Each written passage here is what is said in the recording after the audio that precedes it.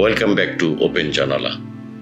আফগানিস্তানে তালেবানদের ক্ষমতা দখলের পর থেকে নারীদের উপর শুধু না আর না আরোপ করা হচ্ছেই, এতটাই যে তারা একা দূরে কোথাও যেতে পারবেন না, একা উড়োজাহাজে চড়তে পারবেন না, একা সরকারি কোনো দপ্তরেও যেতে পারবেন না যদি সঙ্গে না থাকে কোনো পুরুষ।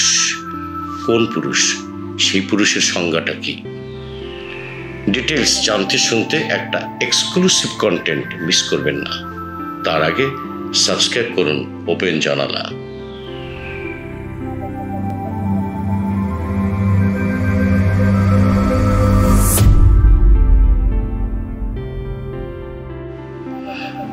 এবার আসি আফগানিস্তানে বর্তমানে পুরুষ সঙ্গীর সংজ্ঞাটা কি, পুরুষ বা মাহারামের সংজ্ঞা।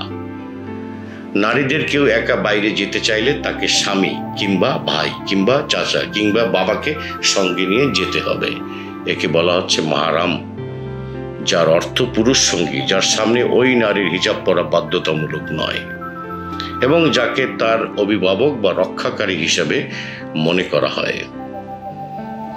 এবার আসি গল্পের আকারে মূল বিষয়ে। এখানে একটি শিক্ষার্থী মেয়ের ছদ্মনাম ব্যবহার করা হচ্ছে, তার নাম মরিয়ম।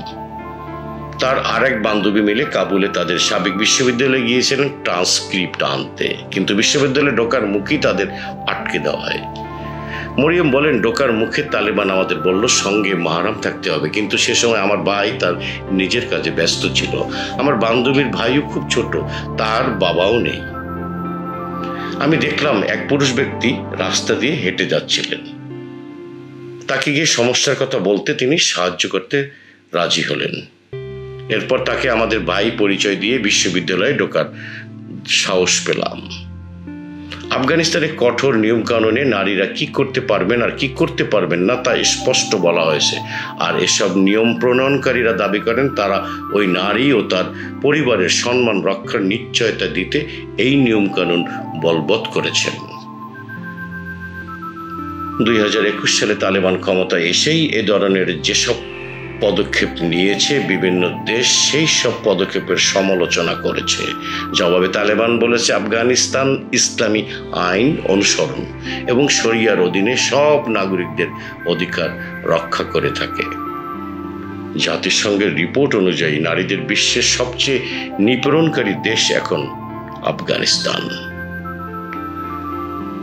আফগানিস্তানের তালেবান সরকারের মুখপাত্র জনাব জাবিরুল্লাহ মুজাহিদ AFP-কে বলেন, বাইরের দেশগুলো নিজেদের মতো করে সংবেদনশীলতা রয়েছে।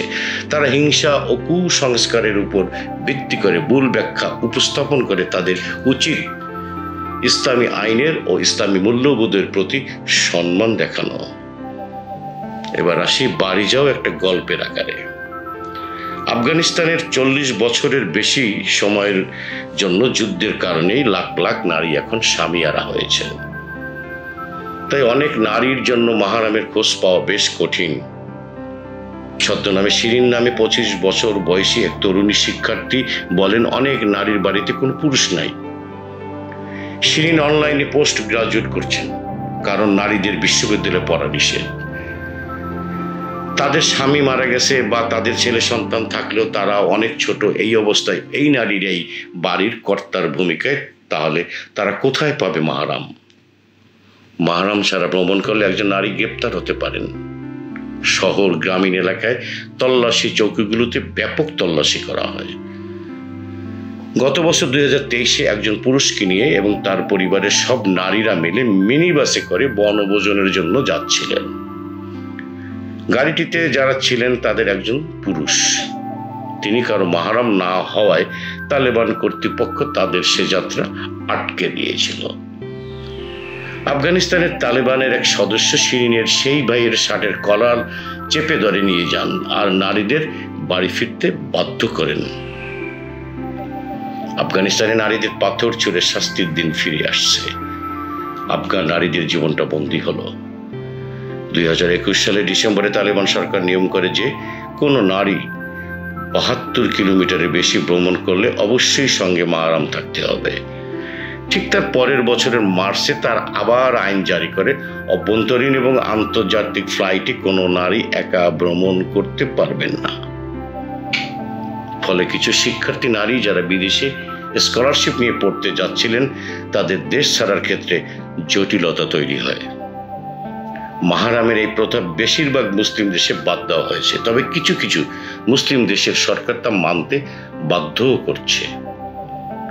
বর্তমানে আফগানিস্তান আদর্শিক শাসনের অধীনে পরিচালিত হয়।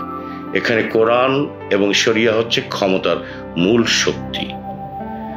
যেসব মুসলিম দেশ নারী অধিকার নিয়ে সবচেয়ে বেশি কট্টর অবস্থানে ছিল তাদের মধ্যে অন্যতম ছিল সৌদি আরবিয়া। শেষ পর্যন্ত সৌদি আরব এখন মক্কায় নারীদের হজ করার অনুমতি ছাড়াও বিভিন্ন স্থানে সুন্দরী প্রতিযোগিতার আয়োজন করছে, ড্রাইভিং করছে মহিলারা, আর সেখানে আফগান নারীদের সেই অধিকার দিচ্ছে না। তালেবান সরকার জাতিসংঘের একটি সংস্থার কর্মী স্পোজমে এপিকে বলেন ৮০ বছর বয়সী বিধবা মায়ের স্বপ্ন মৃত্যুর আগে হজ করা। কিন্তু ভ্রমণ সংক্রান্ত একটি সংস্থা জানিয়ে দিয়েছে মাহরাম ছাড়া তিনি বাইরে যেতে পারবেন না।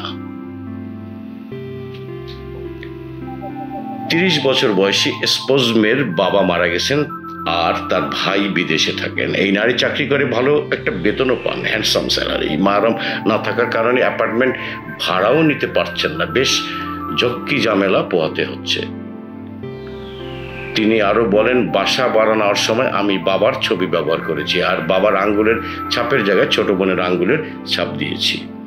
যদি ধরতে পারে তাহলে তারা আমাকে মারধর করে কারাগারে পাঠাবে। হিউম্যান রাইটস ওয়াচের কর্মী শাহর ফিতরাত বলেন, আফগানিস্তানি নারীদের জন্য এখন মাধ্যমিক স্কুল, বিশ্ববিদ্যালয়ে নির্দিষ্ট কিছু চাকরি, পার্ক বা ব্যায়ামাগারে যাওয়া সম্পূর্ণরূপে নিষিদ্ধ। মাহরাম নীতি নারীদের বাড়িতে ও বাড়ির বাইরে আটকে দিচ্ছে, যা অত্যন্ত অসম্মানজনক।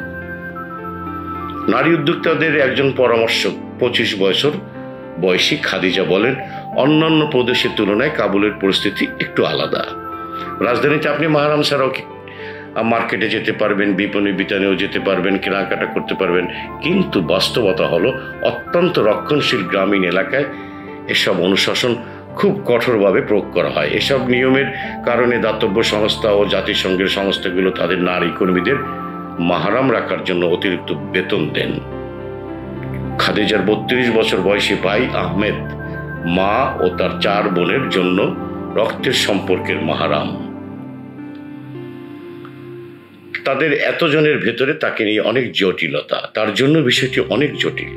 আহমদ বলেন, আমি বাড়িতে একমাত্র পুরুষ, আমার নিজেরও অনেক কাজ আছে, সেগুলো আমাকে করতে হয়, কারণ আফগানিস্তানের শাসন ব্যবস্থা এইরকম। তাই ইচ্ছে না থাকলেও খাপ খাইয়ে জীবন জ্বালাতে হয়। জীবন তো আর থেমে থাকে না। ভালো লাগলে লাইক, কমেন্ট, শেয়ার করতে পারেন। সবাইকে সালাম। No more today. Thanks all. Bye bye. Open জানালা।